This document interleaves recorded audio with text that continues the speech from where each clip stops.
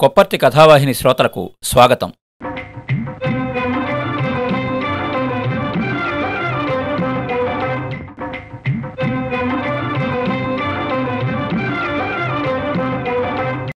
కథాభునికి నమస్కారం. ఉగాది పండుగ సందర్భంగా ఒక మంచి కథ, గురజాడ అపార్ట్మెంట్స్. రచయిత కీర్తిశేషులు సింగమనేని నారాయణ. గురజాడ అపార్ట్మెంట్స్. సంజీవప్ప రైలు దిగి స్టేషన్ నుండి బయటికి రాగానే ఆటో డ్రైవర్లు మూగి, ఎక్కడి పెద్దాయనా అని అడిగినారు. ఎక్కడికి వెళ్ళేది తర్వాత చెప్తాను, ఏ ఆటో ఎక్కాలో ముందు మీరు చెప్పండి అన్నాడు ఆ 7-10 పెద్దాయన. కూర్చో పెద్దాయనా అంటూ ఒక డ్రైవర్ అతని చేతిలోని సూట్ కేసు అందుకున్నాడు. సంజీవప్ప ఆటోలో కూర్చుని విజయనగర్ కాలనీ అన్నాడు. కాలనీలో ఎక్కడ పెద్దాయనా? పెట్రోల్ బంక్ పక్కన వినాయక అపార్ట్మెంట్స్. నేను చూడలేదు, కొత్తగా కట్టినారట, మా అన్న కూతురుంది అక్కడ అన్నాడు సంజీవప్ప. చాలా దూరం పెద్దాయనా, 100 రూపాయలు ఇవ్వండి అన్నాడు ఆటో డ్రైవర్. అలాగే ఇస్తాను పదనాయనా అన్నాడు. ఆటో వాళ్లతో సాధారణంగా బేరమాడ్డు. వాళ్ళు ఎంత అడిగితే అంతా కాదనకుండా ఇస్తాడు. కష్టాన్ని నమ్ముకుని బతికేవాళ్ళు రైల్వే స్టేషన్ దగ్గర ప్యాసింజర్ల కోసం గంటల తరబడి కాచుకునుంటారు. వాళ్లతో బేరమాడ్డం అంటే ఏదో గిల్టీనెస్ ఫీల్ అవుతాడు సంజీవప్ప. అరగంట తర్వాత నిర్దేశించిన అపార్ట్మెంట్ ముందు ఆగింది ఆటో.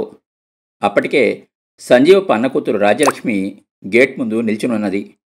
అప్పటికి బాగా తెల్లవారింది.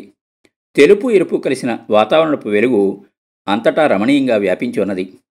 ఆటో దిగకముందే రాజ్యలక్ష్మి సంజీవప్ప చేతులని సూట్ కేసు అందుకున్నది. అతడు డ్రైవర్కి డబ్బులిచ్చి కిందికి నెమ్మదిగా దిగి ఆ కొత్త అపార్ట్మెంట్ని యగాదిగా చూశాడు. 5 అంతస్తుల అపార్ట్మెంట్ గంభీరంగా, హోదాగా, నిటారుగా నిల్చున్నట్లుగా ఉన్నది. ఆ అపార్ట్మెంట్ చుట్టూ పెద్ద కాంపౌండ్. ఒక్కో ఫ్లోర్లో 6 కుటుంబాల చొప్పున 30 కుటుంబాలు నివసిస్తున్నాయని వివరించి చెబుతూ ఉన్నది రాజ్యలక్ష్మి. ఆ ప్రాంగణం అప్పుడే నిద్ర మేల్కొని ఆవరిస్తున్నట్లుగా ఉన్నది. దిగువన ఖాళీ స్థలంలో కొందరు వాకింగ్ చేస్తూ కనిపించారు. కొందరు స్కూటర్లతో బయటికి పరుగులు తీస్తున్నారు. ఉదయం పూట వినిపించే చప్పుళ్లేవి ఆ ప్రశాంత సమయంలో వినిపించలేదు. లిఫ్ట్ ఎక్కి 3వ అంతస్తుకి చేరుకున్నారు. సంజీవప్ప రాజ్యలక్ష్మి వెంట కారిడార్లో నడుస్తూ అటూ ఇటూ ఉత్కంఠగా చూస్తున్నాడు. ఆ కారిడార్కి ఆ పక్క 3, ఈ పక్క 3 కుటుంబాలు ఉన్నాయి. తలుపులన్నీ తెరిచే ఉన్నాయి. సహజంగా పట్టణాల్లో ఇళ్ల తలుపులు ఎప్పుడూ మూసి ఉంటాయి. బెల్ కొడితే తప్ప తలుపులు తెరవరు. పరాయి వాళ్ళెవరూ తమ ఇళ్లలోకి అడుగు పెట్టడాన్ని సహించని కాలం ఇది. పక్క ఇళ్లలో ఎవరుంటున్నారు, ఏం చేస్తున్నారు, వాళ్ళ అతీగతి ఏమిటో పట్టించుకొని రోజులివి. అలాంటిది తలుపులన్నీ తెరిచి ఉండడమే కాకుండా రాజ్యలక్ష్మిని పలకరిస్తున్నారు ఎవరు ఏమిటి అని. రాజ్యలక్ష్మి వాళ్లతో మా చిన్నాన్న హైదరాబాద్లో ఉంటున్నారని సమాధానాలు చెబుతూ అడుగులు వేస్తున్నది. సంజీవప్ప అందరినీ చిరునవ్వుతో పలకరిస్తూ రాజ్యలక్ష్మి వెంట వాళ్ల ఫ్లాట్లోకి అడుగుపెట్టాడు. డబుల్ బెడ్రూమ్ ఫ్లాట్ అది. చాలా పొందికగా, శుభ్రంగా ఉన్నది. హాల్లో ఒక సోఫా, టీపాయి, 4 కుర్చీలతో ఆహ్వానిస్తున్నట్లుగా ఉన్నది. ఈలోగా రాజ్యలక్ష్మి కూతురు దివ్య లోపల నుంచి చకచకా హాల్లోకొచ్చి, బావున్నారా తాతయ్య అంటూ పలకరించి హడావిడిగా బయటికెళ్ళింది. మీరు బాత్రూమ్కి వెళ్ళండి చిన్నాన్న అంటూ రాజ్యలక్ష్మి సంజీవప్పకు దారి చూపించింది. బాత్రూమ్కెళ్ళి స్నానం కూడా పూర్తి చేసి అరగంట కల్లా హాల్లోకి చేరుకున్నాడు. రాజ్యలక్ష్మి అందించిన కాఫీ తాగుతూ, వచ్చే శుక్రవారం మా గృహప్రవేశం. 3 బెడ్రూమ్ అపార్ట్మెంట్ అది. మన బంధువులందరినీ పిలిచే పని నాకు అప్పగించారు. ఈ టౌన్లో ఉన్న మన వాళ్ళందరినీ కలవాలి అంటూ గృహప్రవేశ ఆహ్వాన పత్రికని రాజ్యలక్ష్మికి అందించాడు. మీరంతా తప్పక రావాలా, మరీ చెప్పినాడు మీ అన్న అంటూ ఆ నూతన గృహ విశేషాలని చాలా సంతోషంగా వివరించాడు. మన దివ్య డాక్టరేట్ పూర్తయింది కదా, ఇప్పుడేం చేస్తోంది? దివ్య ఇప్పుడేం చేస్తుందో చెప్పాలి అంటే మాటలతో కుదరదు చిన్నాన్న. 2 రోజులుంటే మీకే అర్థమవుతుంది. మీరు ముందర చొక్కా వేసుకోండి, టిఫిన్ చేద్దురు అంటూ లేచి నిలబడింది రాజ్యలక్ష్మి. వంటింట్లో సందడి లేదు, వాసన లేదు. వచ్చినప్పటి నుంచి చూస్తున్నాను. ఈ మొత్తం అపార్ట్మెంట్ అంతా అదోలా ఉంది అన్నాడు సంజీవప్ప. చెబితే కుదరదు. అపార్ట్మెంట్ దిగువన డైనింగ్ హాల్ ఉంది. టిఫిన్ చేసి వచ్చిన తర్వాత వివరంగా మాట్లాడుకుందాం అంటూ బయటికి అడుగులు వేసేసరికి సంజీవప్ప బుద్ధిమంతుడిలాగా ఆమెను అనుసరించాడు. కారిడార్లోకి అడుగు పెట్టేసరికి అపార్ట్మెంట్లో ఉన్నవాళ్లు చకచకా లిఫ్ట్ ద్వారా మెట్ల మీదుగా దిగువనున్న ఫ్లోర్స్కి ఉత్సాహంగా వెళ్తున్నారు. రాజ్యలక్ష్మి వెంట సంజీవప్ప లిఫ్ట్ ద్వారా కిందికి చేరుకుని విశాలమైన డైనింగ్ హాల్లోకి చేరుకున్నారు. కమ్మని వాసనలతో ఆ ప్రాంతమంతా గుబాళిస్తోంది. జరుగుతున్న వ్యవహారం ఏమిటో ఒక్క ముక్క కూడా అర్థం కాలేదు సంజీవప్పకి. అపార్ట్మెంట్లో కాపురాలుంటే వాళ్ళు తమ ఇళ్లలో టిఫిన్ చేసుకుని తినకుండా అంతా ఇక్కడికి చేరుకోవడం ఏంటి? బహుశా ఏదైనా ఫంక్షన్ ఏర్పాటే ఉండొచ్చు. అక్కడ ఇడ్లీ, వడ, దోశ, పూరి వగైరాలు ఉన్నాయి. ఎవరికి నచ్చినవి వారు కమ్మగా అరగించేస్తున్నారు. వడ్డించాల్సిన పని కూడా లేదు. అంతా సెల్ఫ్ సర్వీస్. రాజ్యలక్ష్మి ఒక ప్లేట్లో 2 ఇడ్లీలు 2 వడలు పెట్టుకుని సంజీవప్ప కూర్చున్న బల్ల మీద ఉంచి, తినండి చిన్నాన్న, విషయాలు మీకు మళ్ళీ చెప్తాను అన్నది. కొందరు రాజ్యలక్ష్మి చెంతకొచ్చి సంజీవప్ప గురించి ఆరాలు తీసి పలకరిస్తున్నారు. అరగంట గడిచేసరికి హాలు దాదాపు ఖాళీ అయిపోయింది. దివ్య అన్నింటినీ అందరినీ పర్యవేక్షిస్తోంది. సంజీవప్ప దగ్గరకొచ్చి, టిఫిన్లు బాగున్నాయా తాత అని పరామర్శించింది. అద్భుతంగా ఉన్నాయి తల్లి. ఏదైనా ఫంక్షన్ జరుగుతోందేమమ్మా? కాస్త ఉత్కంఠతో అడిగాడు. రోజూ ఫంక్షనే తాత ఇక్కడ. ఆ హాల్లో టిఫిన్ తిన్నవారంతా దివ్యతో మాటలు కలుపుతూనే ఉన్నారు. అంతా సస్పెన్స్ లాగా ఉంది సంజీవప్పకి. 10 నిమిషాల తర్వాత చూస్తే హాల్లో ఎవ్వరూ లేరు, వంట చేసేవాళ్ళు సర్వర్లో తప్ప. రాజ్యలక్ష్మి వెంట లిఫ్ట్లో తమ ఫ్లాట్కి చేరుకున్నాడు సంజీవప్ప. అమ్మా రాజ్యలక్ష్మి, అందరూ ఒకచోట చేరి ఇలా ఆహారాన్ని పంచుకోవడం సరదాగా ముచ్చటగా ఉన్నది. ఏ ఇంట్లో కూడా పొయ్యిలు వెలిగించినట్లేదే. మీరు ఇంకా చాలా చూడాలి చిన్నాన్న. ఒక రోజంతా చూస్తే మీకు అర్థమవుతుంది. మీరు చూసింది ఒక పూట టిఫిన్ కార్యక్రమం మాత్రమే. ఇది 24 గంటల కార్యక్రమం కాదు, 365 రోజుల కార్యక్రమం. అందున కేవలం తిండికి సంబంధించింది మాత్రమే కాదు ఇది. సంజీవప్పకి ఇదేదో కొత్తగా అనిపించి ఆసక్తిగా వింటున్నాడు. ఈరోజేదో మీ అపార్ట్మెంటు ఎవరో ఏర్పాటు చేసిన విందులాగా అనిపించింది. ఏదో అద్భుతం చూస్తున్నట్లుగా అనిపిస్తోంది అన్నాడాయన. అద్భుతమే చిన్నాన్న. ఈ అద్భుతానికంతా కారణం మీ మనవరాలు దివ్య. ఆడవాళ్ళు జీవితకాలమంతా వంటెళ్లలో మగ్గిపోవడాన్ని చూసి చూసి దానికి ఒక విముక్తి మార్గాన్ని కనిపెట్టింది దివ్య. చాలా చిన్న విముక్తి ఇది, అయితే పెద్ద రిలీఫ్ కూడా. ఇంతకు మునుపు మేము రామ్నగర్లో ఉంటున్నప్పుడు మా పక్కింట్లో భారతి అనే టీచర్ ఉండేది. ఆమె భర్త కూడా టీచర్. ఇద్దరూ మంచివాళ్లే. వాళ్ళకి 2 పిల్లలు. భారతి ఎప్పుడూ ఒకే విషయం మాతో మొరపెట్టుకునేది. తన ఉద్యోగం గురించి చెబుతూ, ఏం ఉద్యోగం చేయడంలేమ్మా, పేరుకే ఉద్యోగం, జీతం. చేసే చాకరీ ఎవరికీ కనిపించదు. పొద్దున్న 5 గంటల నుంచి రాత్రి పడుకునేదాకా చేసే వంటింటి చాకరీని ఎవరూ గుర్తించరు. వంటలు చేయడం, క్యారియర్లు కట్టడం, పిల్లల్ని స్కూల్కి రెడీ చేయడం, సాయంత్రం స్కూల్ నుంచి రాగానే పిల్లలకి స్నాక్స్ చేయడం, మళ్ళీ రాత్రికి కూరలో చపాతీలో చేయడం. చూసేవాళ్ళకి ఇది ఒక పనేనా అనిపిస్తుంది. అసలైన పని ఇదే కదా. ఆ మాట మాత్రం అర్థం చేసుకోరు. ఇంటికొచ్చే మొగుడి మిత్రులకి, బంధువులకి వండి వార్చడం చేసేవాళ్లకు మాత్రమే తెలిసే శ్రమ. ఈ వంట పని ఒక్కటే లేకుంటే ఎన్నెన్నో గొప్ప గొప్ప పనులు చేసేదాన్ని. వంటింటి భూతానికి తెలిసి తెలిసి బలైపోతున్నానమ్మా అని అంగలార్చేది. మన దివ్య ఆమె మాటల్ని చాలా ఆవేశంగా వినేది. ఎందరో ఆడవాళ్ల ఈ వంటింటి గాథలు విని విని చూసి చూసి దానికి ఒక చిన్న విముక్తి మార్గాన్ని కనిపెట్టింది దివ్య. ఆమెకు ఈ ప్రేరణ ఇచ్చినవాడు మహాకవి గురజాడ అప్పారావు అంటే మీరు ఆశ్చర్యపోతారు. గురజాడకు దివ్య ప్రేరణ పొందడానికి ఏం సంబంధమమ్మా? చాలా ఆశ్చర్యంగా ఉందే అంటూ విస్తుపోయాడు సంజీవప్ప. చెబుతా చిన్నాన్న. దివ్య గురజాడ సాహిత్యం, ఆధునికత అనే అంశం మీద పరిశోధన చేసి డాక్టరేట్ పొందిన విషయం మీకు తెలుసు. గురజాడ రాసిన సౌదామిని నవల నోట్స్ చదివినప్పటి నుంచి దివ్యకి ఒక కొత్త ఆలోచన వచ్చింది. ఈ నవల నోట్స్లో స్త్రీలు వంట చేయడాన్ని నిషేధించి పారేయాలి, హోటల్ నుంచి ఆహారం తెచ్చుకోవాలి, ప్రతి వీధికి ఒక హోటల్ ఉండాలి, ప్రతి కుటుంబం అక్కడికి వెళ్ళి భోజనం చేయాలి, ఇక వంట వార్పు చింత ఉండదు, ఇట్లా ఆడవాళ్ల శక్తి ఎంతగా పొదిపోతుంది అంటారు గురజాడ. 100 ఏళ్ల క్రితమే గురజాడ ఆడవాళ్ల గురించి ఎంత సంస్కారవంతంగా ఆలోచించాడో ఆ ఆలోచనల రూపమే మన దివ్య ఏర్పాటు చేసిన ఈ సమిష్టి భోజనశాల అన్నది రాజ్యలక్ష్మి. తాను చెబుతున్నది సరిగా వివరించానా లేదా అన్న అనుమానం వచ్చింది సంజీవప్ప ముఖకవళికలు చూస్తూ ఉంటే.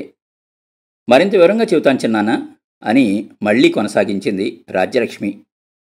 5 అంతస్తుల ఈ బిల్డింగులో మొత్తం 30 కుటుంబాలున్నాయి. మొత్తం 128 మందిమి ఉన్నాం. ఈ మొత్తం మనుషులందరికీ కనీసం ఈ కుటుంబాలలోని 40 మందికి పైగా ఆడవాళ్లు వండి వార్చాలి. వీరిలో కేవలం గృహిణులే కాకుండా ఉద్యోగాలు చేసేవాళ్ళు, వేర్వేరు పనుల మీద వెళ్ళేవారు ఎందరో ఉన్నారు. ఉదయం నిద్ర లేచినప్పటి నుంచి ఈ ఆడవాళ్ళకి ఎన్నెన్ని పనులు! మొగుళ్ల చాకిరీలు, పిల్లల చాకిరీలు ఒక ఎత్తైతే, ఈ వంట చాకిరీ ఒకే ఒక ఎత్తు. నిజానికి ఇంతమందికి వంట చేసి పెట్టడానికి ఏ నలుగురైదురో చాలు. ఒక సమిష్టి వంటశాల ఏర్పాటు చేసి నలుగురు వంటవాళ్ళను నియమించుకుంటే ఈ కుటుంబాలలోని ఆడవాళ్ళందరికీ ఎంత శ్రమను తగ్గించవచ్చు అని దివ్య లెక్కలు వేసింది. అంతేకాదు, ఖర్చును కూడా కొంత శాతం తగ్గించవచ్చునని గణాంక వివరాలతో నిరూపించింది. మరి దివ్య చేసిన లెక్కల్ని ఒప్పుకున్నారా? అదెలా సాధ్యమైంది?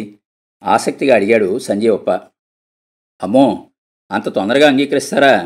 తిండి దగ్గర నుంచి ఆహారపు అలవాట్ల వరకు ఎన్ని అభిప్రాయ భేదాలు! తిండి శాతం దగ్గర కూడా ఎన్ని గొడవలు! పెద్ద పెద్ద చర్చలు, విమర్శలు, అనుమానాలు. ఇలాంటిని ఎన్నిటినో ఒక 10 సమావేశాల తర్వాత ఒక కొలిక్కి తెచ్చింది దివ్య. ముఖ్యంగా ఖర్చులు, రుచులు కాదు. ఈ పని వల్ల ఆడవాళ్ల శ్రమ ఎంత తగ్గుతుందో, వాళ్లకు ఎంత తీరిక లభిస్తుందో, వాళ్లు పొదుపు చేసిన శ్రమను ఇతరత్రా ఎలా ఉపయోగించవచ్చో కథలు కథలుగా చెప్పి ఒప్పించింది. ఈ పనికంతా 6 నెలలు పట్టింది. ఆడవాళ్ళైతే చాలామంది వెంటనే ఒప్పేసుకుని మన దివ్యని ఆలింగనం చేసుకున్నారు కూడా. ఎటొచ్చి ఈ మగవాళ్లతోనే సమస్యలన్నీ. శ్రీశ్రీ ఎప్పుడో అన్నాడు, ఆలోచించారు కాదు మగజాతి, ఆలోచించనిచ్చారు కాదు ఆడజాతిని అన్న మాటని నిజం చేశారు వీళ్ళు. వీళ్ళంతా ఇంటి పనులు ఆడవాళ్ళకి ఏమాత్రమూ సహకరించని బద్ధకస్తులు అంది రాజ్యలక్ష్మి నిట్టూరుస్తూ. చివరికి ఎలా సాధించగలిగారు?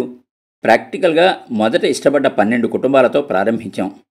దీనికి పూర్తి ఆర్గనైజర్గా పనిచేసిన వారు దివ్య నాన్నగారు. 2 నెలలు గడిచేసరికి క్రమక్రమంగా మరో 6 కుటుంబాలు కలిశాయి. అందరూ ఒక టీం వర్క్గా పనిచేశాం. ఆహార కమిటీ, పారిశుద్ధ్య committee, nutrition committee, auditing committee ఇలా ఏర్పడి చిత్తశుద్ధితో పనిచేసేసరికి చాలామందికి విశ్వాసం కలిగింది. ఇది వ్యాపార లక్షణాలతో పనిచేస్తున్నది కాదని, ఒక ఆశయంతో మహిళల కోసం పనిచేస్తున్న సంస్కార సంస్థ అని అందరికీ అర్థమైంది. 4 నెలలు గడిచేసరికి అపార్ట్మెంట్లోని 30 కుటుంబాలు భాగస్వాములయ్యారు. విజయనగర్ కాలనీలో ఉన్న ఇతర అపార్ట్మెంట్స్ వారు కూడా ఈ ప్రణాళికని అమలుపరిచే పనిలో ఉన్నారిప్పుడు. ఈ పనిని ఒక జీవితాశయంగా భావించిన దివ్య కృషి, వాళ్ళ నాన్నగారి అండదండలు మాటలతో చెప్పడానికి వీల్లేనివి. ఈ 6-7 నెలల కష్టాన్నంతా 2 రోజులు చెబితే గానీ తెల్లారదు.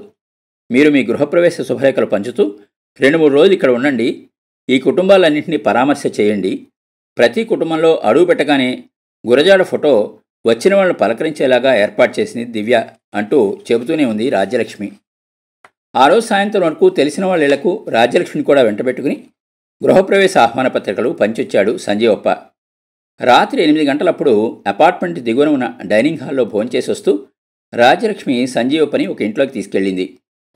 ఆ ఇంటి ఇల్లాలు రాజ్యలక్ష్మి కాలేజీలో క్లాస్మేట్ కూడా. ఆమెను కదిలిస్తే తన ఉద్యోగకాలపు కష్టాలన్నీ తవ్విపోసింది. నిజం చెప్పాలంటే నా జీవితంలో సగభాగం వంటిట్లోనే గడిచిపోయిన విషయం ఇప్పుడంతా గుర్తుకొస్తోంది. ఇప్పుడంటే గ్యాస్ స్టవ్లు, కుక్కర్లు వచ్చాయి గాని అప్పుడంతా కట్టెల పొయ్యిలే కదా. ఇప్పుడు తలుచుకుంటే ఒళ్ళు జలధరిస్తుంది. ఇప్పుడెంత హాయిగా ఉందో. రోజుకి ఒక నవల చదివేస్తున్నానంటే నమ్మండి. నిజం చెబుతున్నాను. ఈ 4 నెలల కాలంలోనే నావి 3 కథలు వచ్చాయి. ఇదంతా మన దివ్య చలవే అంటూ చాలా విషయాలు చెప్పుకొచ్చింది ఆవిడ. సంజీవప్పకి ఒక అద్భుత ప్రపంచంలోకి అడుగుపెట్టినట్లుగా అయింది. మరుసటి రోజంతా ఇదే పని సంజీవప్పకి. చాలా ఇళ్లలోకి వెళ్లడం, ఆ ఇంటి ఇళ్లాళ్ల అనుభవాలను వినడం. ఒక ఫ్లాట్లో సంగీత అనే ఆవిడ, నాకు బాల్యం నుండి సంగీతం అంటే ప్రాణం. మా నాన్న నాకు పెట్టిన పేరే సంగీత. దురదృష్టవశాత్తు నాకు పెళ్ళైన 4 రోజులకే నా సంగీతం అటకెక్కింది. కారణాలు చాలా ఉన్నాయి. నేను ఎప్పుడూ మర్చిపోలేని కారణం మాత్రం వంట పనే.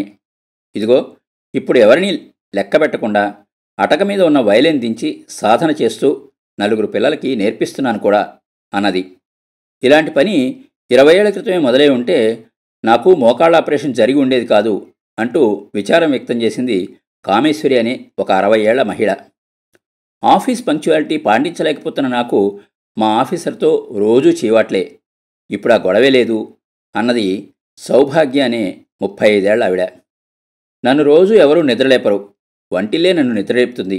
కలలో కూడా వంటలు వడ్డల్నే నన్ను కలవరించేలాగా చేస్తూ ఉంటాయి. ఇప్పుడు ఆ దిగులే లేదు. నా మీద నా మొగుడి కంటే వంటింటి పెత్తనమే ఎక్కువ. ఇప్పుడు ఫలానా టైంకే వండి వార్చాల్సిన పని లేదు కదా.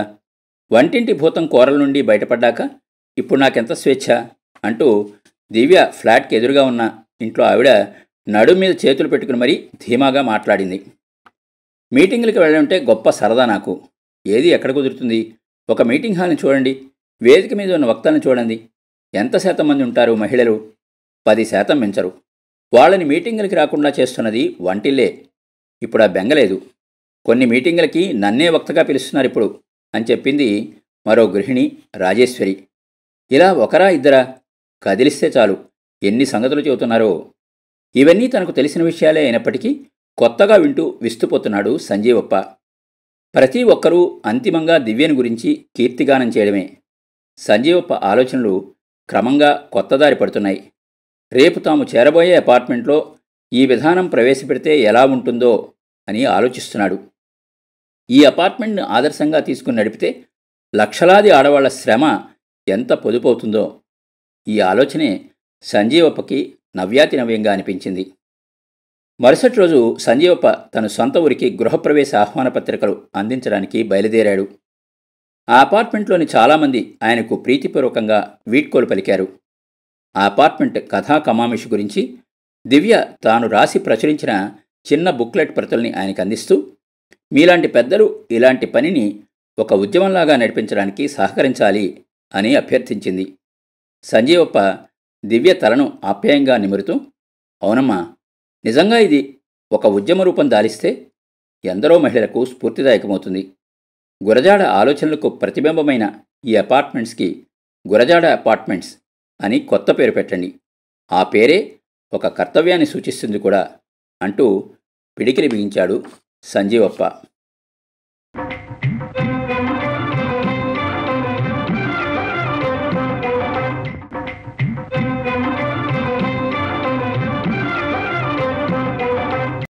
విన్నారు కదండి, సింగమణి నారాయణ గారి గురజాడ అపార్ట్మెంట్స్ కథ. మరో మంచి కథతో మళ్ళీ కలుద్దాం. అంతవరకు సెలవు. మీ కొప్పర్తి రాంబాబు, విశ్రాంతి ఉద్యోగి, ఇండియన్ బ్యాంక్, విజయవాడ.